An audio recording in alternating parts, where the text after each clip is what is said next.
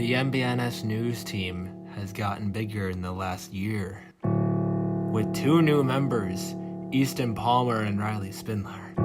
We're bigger and better than ever. Now let's get you to the news desk with Carter Dinsmore, aka Henry Silver. Ladies and gentlemen, welcome to MBNS News. Today's topic is volunteering, and our first segment is the Special Olympics with Riley Spindler. Let's send it to him.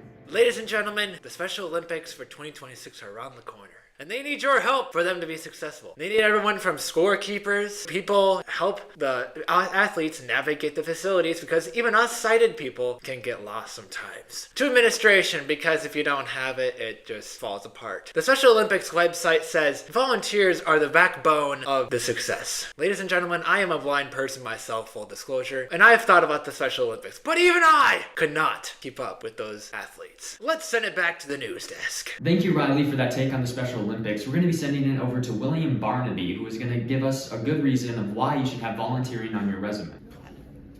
Hello everybody, my name is William Barnaby. Today we're going to be talking about volunteering with your job and college applications. When you have volunteering on your application, you're going to stand out from the crowd. You're going to be much above the competition and really just give an edge. Volunteering shows you can participate with no reward and no extra complications. So when you have volunteering on that card, make sure you get it on there. Thank you, William. Now we're going to be going back to Riley Spindler so he can give us an in-depth view of what you can do in churches as a volunteer. In our churches these days, it's hard to find people to bring up the gifts, or usher in the back of church, or even song lead. And yours truly right here is doing that in his church. I'm not bringing up the gifts or anything like that, but I like to sing a little bit because I am in choir. So I like the song lead. And I've been doing it for a year and I've loved it, because volunteering in church, ladies and gentlemen, well, it's a lot of fun if you find something that you are good at. Now let's head it back to the studios. Moving on from churches, let's talk about what you can do by adopting a highway.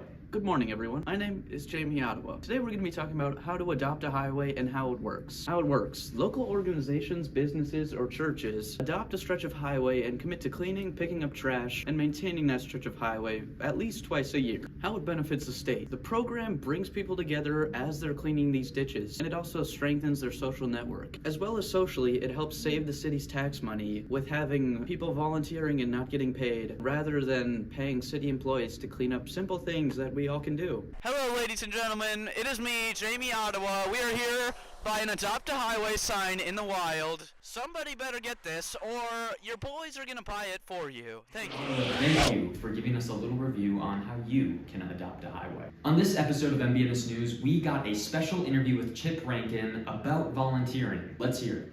Thank you, MBNS News, for tuning in. Today we are here with Chip Rankin, and we're going to ask him a few questions about Day of Caring. Just some background information. Could you explain what a Day of Caring is? Yeah, I think what's really important is a lot of people would choose to volunteer. It's just hard, as busy as your schedules are, with kids in so many activities. Sometimes it's hard to find time. And I think that if you want something really important, then you got to make time to do it. So we make time to give back to our community.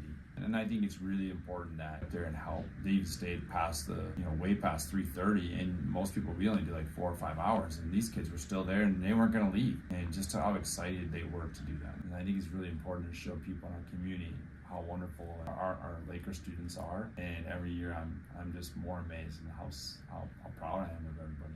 Well, I think that wraps out our interview. Thank you for letting us interview you. Thank you so much. Now to the weather. Thank you, Henry. I'm Jeremiah Cumulonimbus, and as you can tell, it's much warmer than it's been in the last few days, but don't get used to that. If you look at our 5-day forecast, you'll actually see that on Friday. You'll see there's a high of -40, so say a prayer for your shovel, because we're also getting 3 feet of snow. This is Jeremy signing off. I'm sad to say that has actually wrapped up our episode of MBNS News. Thank you for tuning in, and I hope you learned a lot.